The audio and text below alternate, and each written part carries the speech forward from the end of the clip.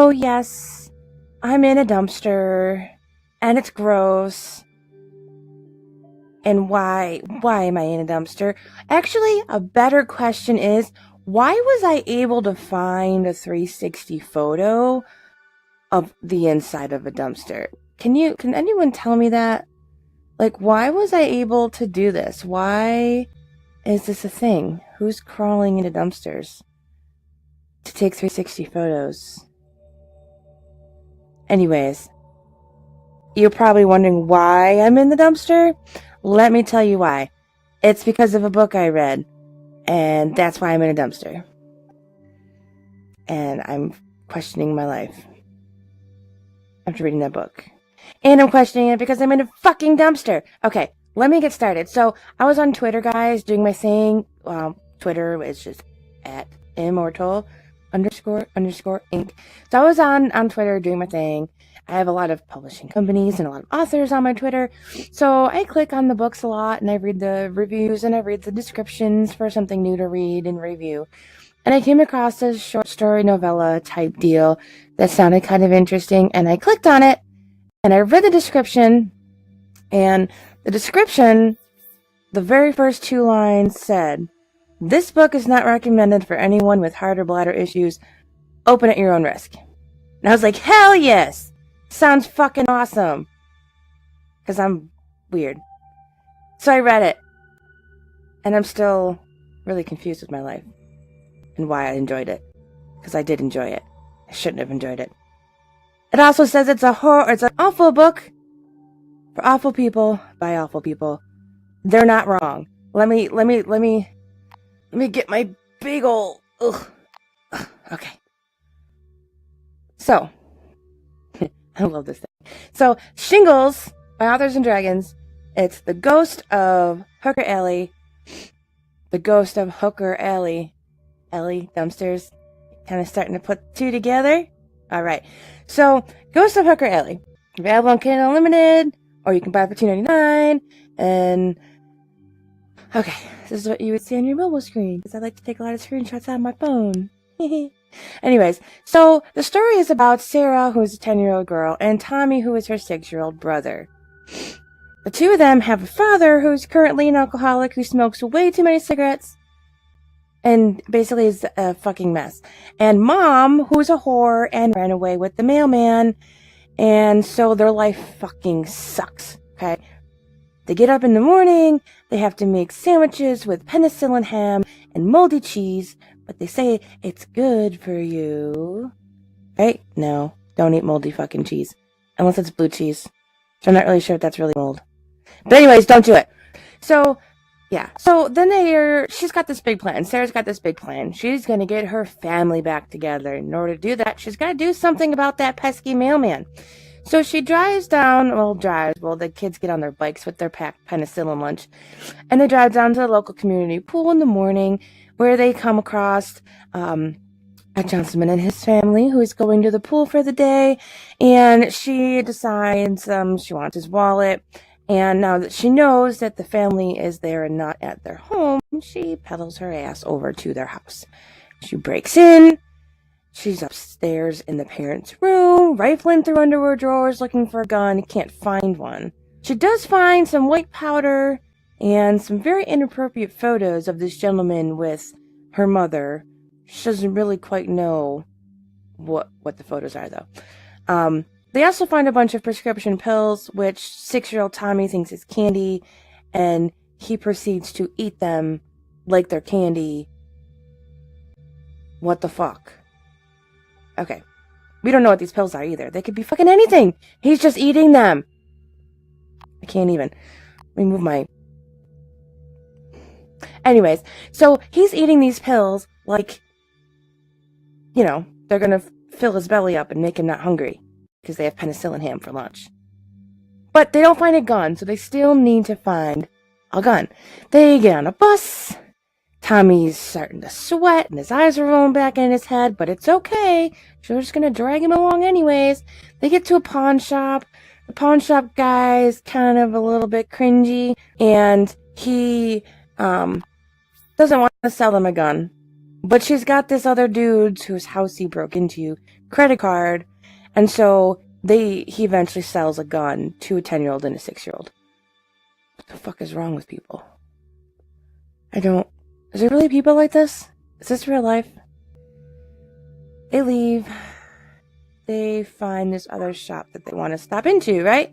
So this other shop is a sex toy shop, which our 10-year-old narrator does not know is a sex toy shop because she thinks all of the toys that are on the wall are just cool sausages. Sausages. And she wants one because she didn't get a fidget spinner, so she wants one of these cool sausages so she can take it to school and tell everyone her daddy got it for her.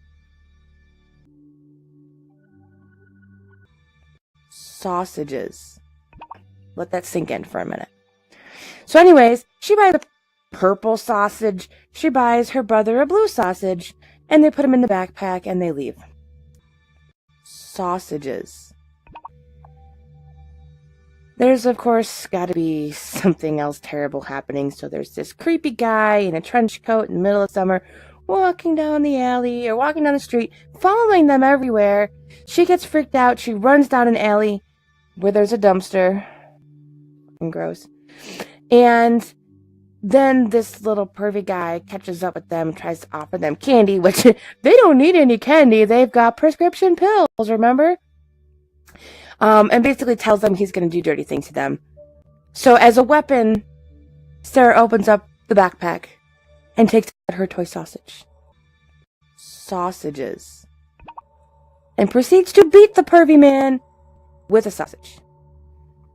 Let me just say, I'm never going to get the image out of my mind of a pervert in a trench coat who's naked underneath the trench coat getting beat up by a 10-year-old holding a colorful dildo.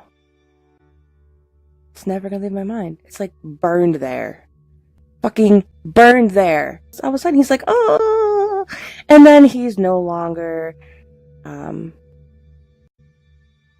he's no longer himself. He's been possessed by the ghost of Hooker Ellie, who is next to a dumpster wearing red hooker shoes, and now she is possessing this creep.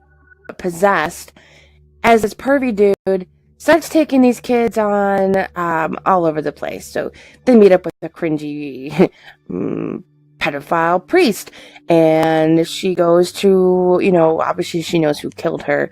She wants revenge. She goes to some pimp's house. Sarah thinks it's so cool that she gets to meet her first pimp. She enacts her revenge.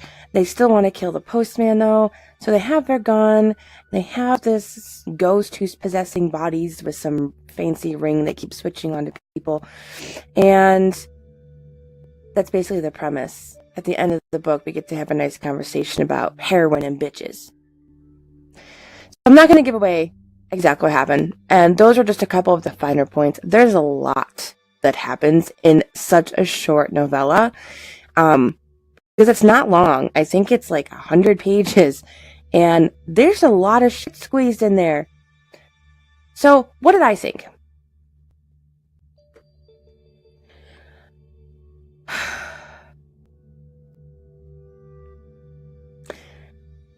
It's rated 4.5 stars on Amazon.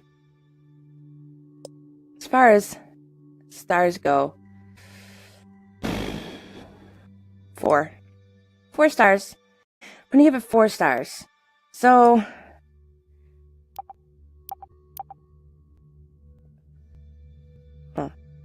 see the magic of VR and what I can do.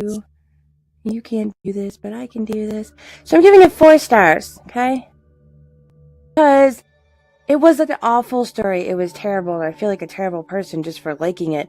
But it set out to creep you out, and it did an excellent job of doing that. I'm reading this, and I'm just like, I can't. What's happening right now? I don't understand. This is awful. But it was supposed to be. So, I was looking at the reviews on Amazon, right? And most people are giving it 5 stars. There's a couple 4 stars and there's a 1 star. I mean, some people just aren't going to like the story, and that's okay. Sausages. It's okay not to like the story because it's not for everybody, but it didn't make me not like the book. It didn't make me not like the story. As far as the characters are concerned, Sarah is our narrator. So a lot of it's from her perspective, and there are some things that she doesn't understand because she's 10, but she'll describe them to us, and as adults, we know what they are. Sausages. We know. So she's very naive, and she's very young, and all she wants is her mom back with her dad, so her dad stops being a douchebag, and they can have their family back again. I mean, that's really all that this girl wants, is her family back. She wants to protect her brother. She wants her mom and dad under one roof, okay? So, but she thinks all this stuff is cool. She thinks meeting the pimp is cool. She thinks, a police chase is cool. But I liked the fact that it came from the 10-year-old's perspective, and that the authors didn't have to describe, or they didn't have to tell us, they were able to show us what was happening. They didn't have to say they were having sex, for example. Not that there was sex in there, but as an example. But they would use different ways to describe what Sarah was thinking and seeing and hearing. And then as adults, we would come up with the rest of the conclusion of what was happening. The hooker was pretty funny. She's definitely had a hard life. She wants to get revenge. And she's kind of using the kids a little bit, because without the kids, she really doesn't have a place to stay. She doesn't have enough bodies to possess. So she's definitely using the kids, but at the same time, she's also mothering them. She takes them to Wendy's and she takes them for ice cream. She does do things with the kids, even though she's telling them to say things like, "I'm gonna shoot you, motherfucker." Well, the kids really liked her. So, I mean, that was kind of the only adult that these kids had in their life at that point in time, because dad was too drunk and too depressed. Mom was off doing heroin and sleeping with the postman. Everyone's fucking everybody else.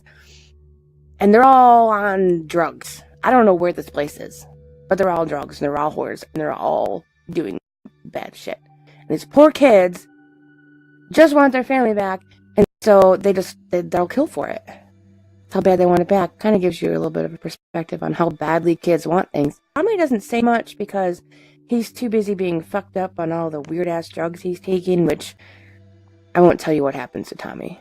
I'll let you figure out what happens to Tommy. But some fucked up shit happens to Tommy. You'll have to read to find out. But because I'm doing some cringy stories, I thought it'd be cool to read another one by Authors and Dragons. So I'm in the process of doing that now. So I'm going to do another review for you guys. Oops. Sorry. Okay. So I'm going to do another review for you guys. And we're going to do a series. We're going to do a cringe series, because it's all cringy. And it's not necessarily going to be, yes, it was cringy, or the story was bad. It's literally going to be books that are supposed to be awful, but amazing at the same time. As usual, like the channel, like the video, subscribe, check me out on Facebook, which is Immortal Inc., on Twitter, at Immortal Inc., at Immortal__Inc. Book club for our most recent book, which, let me pull that image up for you, just as a quick recap. This is our book club book, chapters 1 through 11, due a week from today. We're going to be inside Altspace VR, which go to altvr.com to check out the book club schedule. Book chapters 1 through 11, and we're going to discuss it. And then we're going to take another 2-week hiatus so we can finish the rest of the book, because 1 through 11 is 50%. We're going to finish the book. We're going to come back on January 31st with the author Rick Galtieri, who's going to join us in Altspace VR, and we are going to have a good, cool, awesome VR discussion with him about his book, his series, writing, VR, dumpsters. Hopefully not dumpsters. But it's going to be super cool. Can't wait to see you guys there. Drop a line in the comments if there's any cringy books you want me to read and review. I will read anything. I don't care what it is. I read all of it. But cringy stuff is so much fun. Drop me a line and let's get our cringe on.